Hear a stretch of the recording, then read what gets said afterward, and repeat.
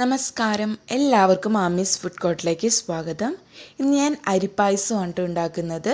അതും കുക്കറിലാണ് നമ്മൾ ഈസി ആയിട്ട് ഉണ്ടാക്കുന്നത്. അപ്പോൾ അതെങ്ങനെയാണ് ഉണ്ടാക്കുന്നത് നമുക്ക് നോക്കാം.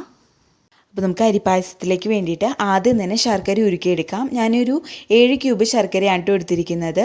അപ്പോൾ 1 കപ്പ് അരിയുടെ അളവിന് വേണ്ടിയിട്ടാണ് 7 ക്യൂബ് ശർക്കര എടുത്തിരിക്കുന്നത്. എനിക്ക് കറക്റ്റ് മധുരമാണ് 7 ക്യൂബ് എടുത്തിട്ട് കിട്ടിയിരിക്കുന്നത്. അപ്പോൾ നിങ്ങൾ കുറച്ച് ശർക്കര കൂടുതലിട്ട് ഉരുക്കിയെന്ന് വെച്ച് കുഴപ്പമില്ല. എന്നിട്ടത് നിങ്ങൾ അരി വേവിച്ചതിന് ശേഷം ചേർക്കുമ്പോൾ നിങ്ങളുടെ മധുരത്തിനനുസരിച്ച് ചേർത്ത് കൊടുത്താൽ മതിയാകും. ഇനി ഇതിലേക്ക് ഒരു 1/4 കപ്പ് വെള്ളം കൂടി ചേർത്ത് കൊടുക്കാം. എന്നിട്ട് ഇത് നല്ല പോലെ ഉരുക്കിയെടുക്കണം കേട്ടോ. അപ്പോൾ അത് ഓരോരുത്തരും മധുരത്തിനനുസരിച്ച് ശർക്കരയുടെ അളവിൽ മാറ്റം വരുത്താം കേട്ടോ. അപ്പോൾ ഇത് നല്ലപോലെ ഉരുകി വരട്ടെ. ഇപ്പോൾ ഇതാ നമ്മുടെ ശർക്കര നല്ല പോലെ ഉരുകി വന്നിട്ടുണ്ട്. അതേപോലെ തന്നെ നമ്മുടെ പായസത്തിന് നല്ല ഡാർക്ക് കളർ വേണമെങ്കിൽ നല്ല കറുത്ത ശർക്കര നോക്കി എടുക്കണം കേട്ടോ. അതേപോലെ തന്നെ ഈ സമയത്ത് നമുക്ക് ഗ്യാസ് ഓഫ് ചെയ്യാം. എന്നിട്ട് ഇത് മാറ്റി വെക്കാം കേട്ടോ, ശർക്കര നീര്. അപ്പോൾ അരിപ്പായസം ഉണ്ടാക്കാൻ വേണ്ടിയിട്ട് ഞാൻ ഉണക്കലരിയാണ് കേട്ടോ എടുത്തിരിക്കുന്നത്. അപ്പോൾ ഇതാണ് ഉണക്കലരി എന്ന് പറയുന്നത്. നമുക്ക് പായസം റൈസ് എന്നും പറഞ്ഞിട്ട് മാർക്കറ്റിൽ വാങ്ങാൻ കിട്ടും.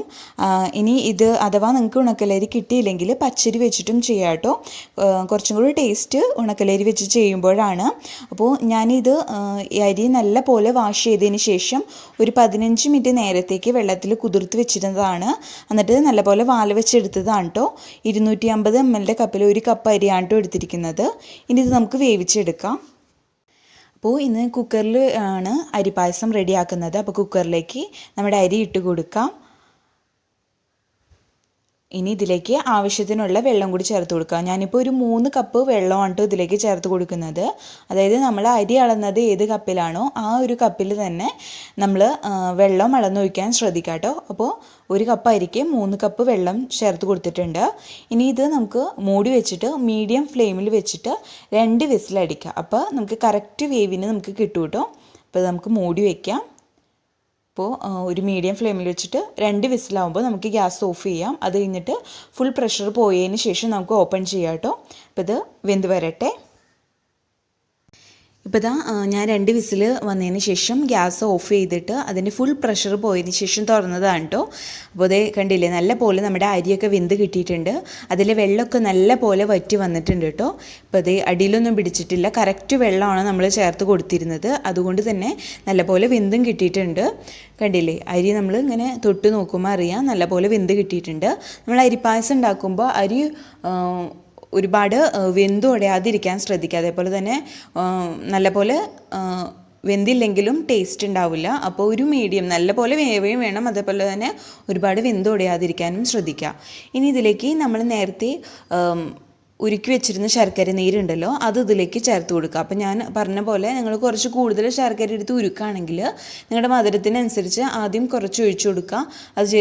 അതിനുശേഷം അതൊന്ന് മിക്സ് ചെയ്തതിന് ശേഷം കുറവുണ്ടെങ്കിൽ പിന്നീട് ഒഴിച്ചെടുത്തിട്ട് മിക്സാക്കി എടുക്കാം. അതേപോലെ തന്നെ പായസത്തിന് ഡാർക്ക് കളർ വേണമെങ്കിൽ കുറച്ചും കൂടി നല്ല കറുത്ത ശർക്കര ഉണ്ടല്ലോ അത് ചേർത്ത് കൊടുത്താൽ മതിയാകും. അപ്പോൾ ഇനി ഇത് ചേർത്ത് കൊടുത്തിട്ട് നല്ലപോലെ മിക്സാക്കി കൊടുക്കാം കേട്ടോ. അപ്പോൾ നമ്മൾ ശർക്കര നീര് ഒഴിക്കുമ്പോൾ അതായത് കുറച്ച് വെള്ളത്തിൽ ശർക്കര ഉരുക്കിയെടുക്കാൻ ശ്രദ്ധിക്കുക. അതല്ലെങ്കിൽ ഒരുപാട് ശർക്കര നീര് ഒഴിക്കുകയാണെങ്കിൽ അത് വറ്റിച്ചെടുക്കാൻ, അതായത് ശർക്കര നീര് ഒരുപാടുണ്ടെങ്കിൽ അത് വറ്റിച്ചെടുക്കാൻ കുറച്ച് സമയം പിടിക്കും. അപ്പോൾ കുറച്ച് വെള്ളത്തിൽ ശർക്കര ഉരുക്കിയെടുക്കാനും ശ്രദ്ധിക്കുക. അപ്പോൾ ഞാൻ മൊത്തത്തിൽ ശർക്കര നീര് ഒഴിച്ചു കൊടുത്തിട്ടുണ്ട്. ഇനി ഇത് നല്ല പോലെ മിക്സാക്കി എടുക്കാം അരിയായിട്ട്.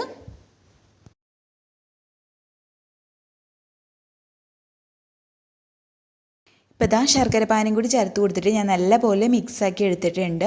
ഇനി ഇതിലേക്ക് കുറച്ച് തേങ്ങയും കൂടി നമുക്ക് ചിരകിയത് ചേർത്ത് കൊടുക്കാം.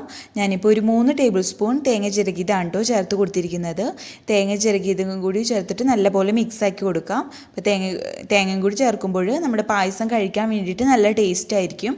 അതുപോലെ തന്നെ നിങ്ങൾക്ക് ഒരുപാട് ലൂസായിട്ടാണ് പായസം വേണ്ടതെങ്കിൽ ശർക്കര പാനിയിൽ വെള്ളം നമ്മൾ ചേർക്കുന്നല്ലോ, അത് ഇച്ചിരി കൂടി ലൂസായിട്ട് ചേർത്ത് കൊടുത്താൽ മതിയാകും.